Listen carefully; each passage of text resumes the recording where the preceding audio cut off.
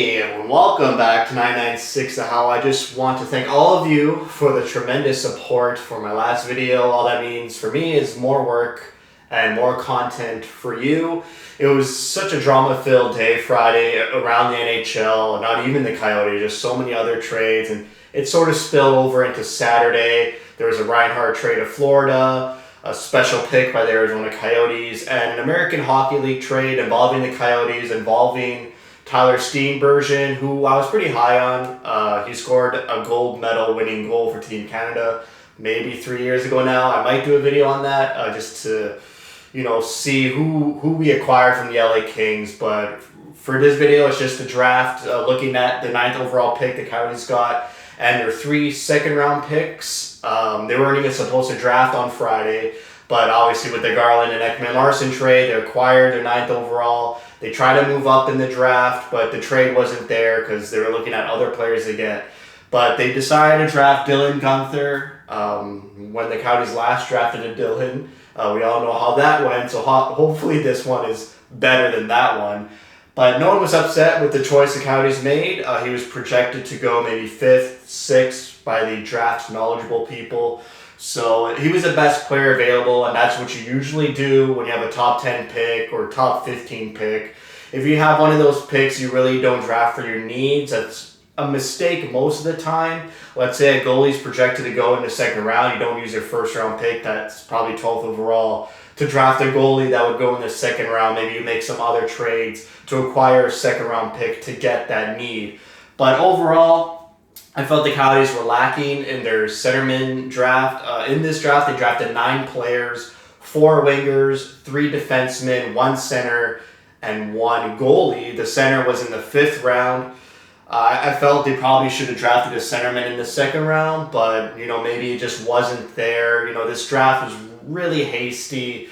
Really, a lot of gray clouds surrounding the whole draft. Some players couldn't even play last season due to the pandemic, and some scouts couldn't even travel to certain parts to watch these players. So it was a very weird draft. If you're going to start reaching for players, might as well it be this draft. The Coyotes have a tremendous amount of picks next draft, and it's going to be a much deeper draft next year. So maybe they get their first-line centerman there, which they've been severely lacking for a very, very long time. But let's get into Guenther, who won the gold medal for the World Junior Canada Team Under-18 tournament. He plays in the Western Hockey League for Edmonton. He had 4 goals, 3 assists, 7 points in 7 games played in that tournament in which he won the gold medal. In his most recent season, 12 goals, 12 assists, 24 points in 12 games played, so 2 points per game. Really good numbers. His previous season was 26 goals, 33 assists, 59 points in 58 games played. So you see the production efficiency increase severely and significantly, and that's what you want to see when you look at draft picks. Players only really play 2 or 3 professional seasons when they're at the draft, at the entry-level draft. So what you really are looking for, their positioning, their draft blurb that knowledgeable draft people write up about the player, and a jump from the previous season to their current season. So I'll get into the blurbs for each of these players. We'll start with Dylan. He's a power forward, offensive guy, a goal scorer with a nice shot. So let's see here. There's no denying the potency of Guenther's shot. Most of his releases are exploding forward into his shot, increasing power, control, and protecting from back pressure. And on top of that, Guenther has a real knack for finding soft ice off of the puck. He's always positioned to collect the puck in soft parts of the offensive zone, and it's a testament to his goal scorer's savvy. So soft parts of the ice is the quiet areas of the ice where you get behind D-men who really don't know you're there, and that's where you get most of your goals. He's an offensively minded guy, a big boy, a big Canadian boy. I'll get into the size of all these players later. So he's a top 3 forward, big body, who has a great shot and is offensively minded, has a good offensive IQ. So that's what the Coyotes need, other than a first-line center. So that's a good pick. I doubt he makes a roster this upcoming season. Probably gets another season under his belt in the Western Hockey League before coming over and pushing for a roster spot. Moving on, their first pick of the second round, a pretty monumental pick. Josh Doan, the son of Shane Doan, one of the all-time best Coyotes, who's still within the organization. Shane Doan is. He was actually on the draft table, and they made the pick for his son. So that was really great to see, a father seeing his son get drafted and being drafted by the Coyotes. Josh Doan has been a lifelong Coyotes fan, obviously because his father played for the Coyotes. But it was a great pick, a good goodwill pick, a good PR move. It was a special pick. But Bill Armstrong and the scouting department said they were picking him for his abilities and not the last name on his jersey. He was projected to go probably in the third round.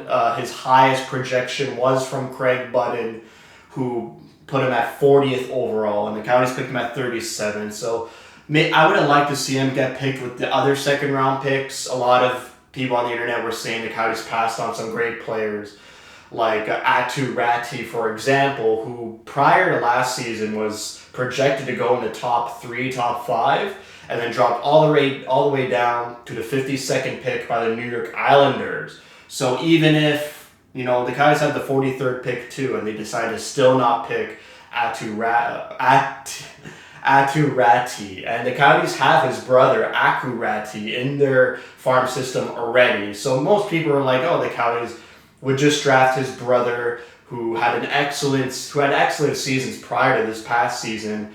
And for him to drop so far, maybe it makes sense for the Coyotes to get him. But if they didn't even get him with their second round pick, it shows to me that the scouting department didn't even want him at all. So they wanted Josh Doan, and they wanted these other 2 draft picks before any of those players that people on the internet say they should have gotten.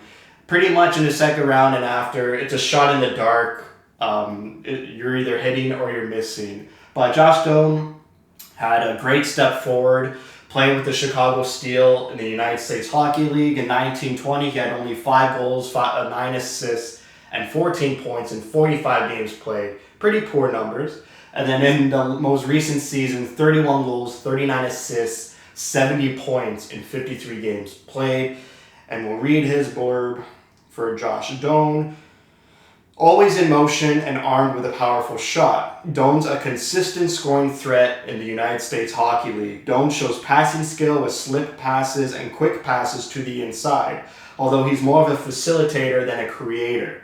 A consistent presence on the forecheck, he rips away possession, seals off defenders, then works the puck back to the inside. So maybe more of a playmaking forward. He's a big body. All these players are huge, all of them are 6'1", except for Josh Doan, who's 6'2", and they're all around 180 pounds. So for young guys, 18, 19-year-olds, being already 6'1", 6'2", 180 pounds, these are big boys. Bill Armstrong came into the Coyotes. The first thing he said, he wants cactus-like players. He wants an intimidation factor.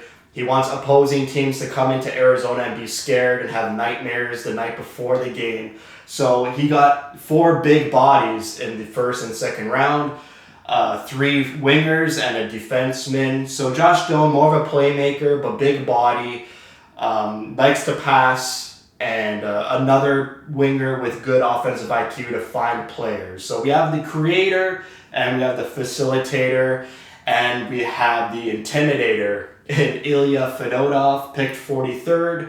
In his 1920 season, he played with under 18-year-olds, and he got 20 goals, 36 assists, 56 points in 27 games played.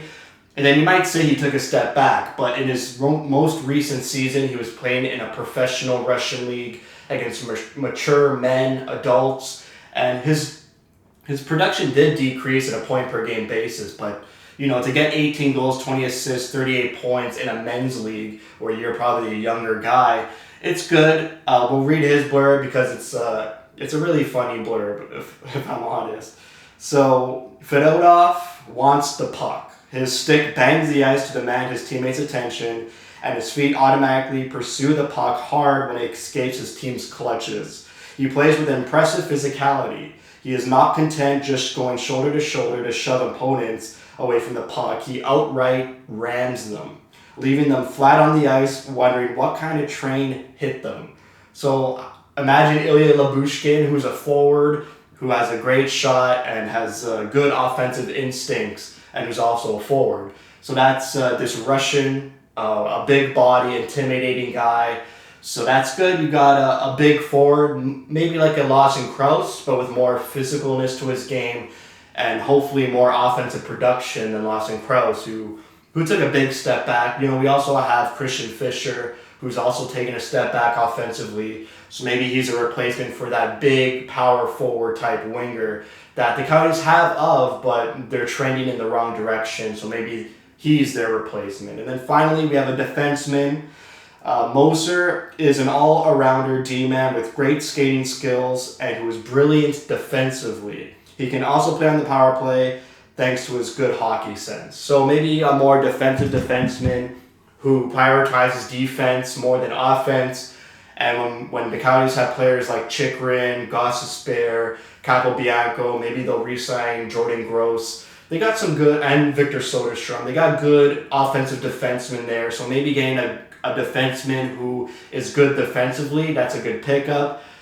People are saying he's the most mature out of these picks. He might crack the roster. I don't think so for next season. I think all these guys will get one more season in their respective leagues, and the following season they'll play hard in training camp and push for a roster spot. Moser is a Swiss D-man in 1920, had 2 goals, 7 assists, 9 points in 40 games. Pretty bad, but then he takes a huge step forward, which you'd like to see. 9 goals, 21 assists, 30 points in 48 games played. So they didn't get their centerman. They got their centerman in the 5th round, so they got a lot of big-bodied players, a couple of 3 wingers who could put the puck in the net and play with a physical edge, a couple guys with great shots, a great passer and playmaker in Doan.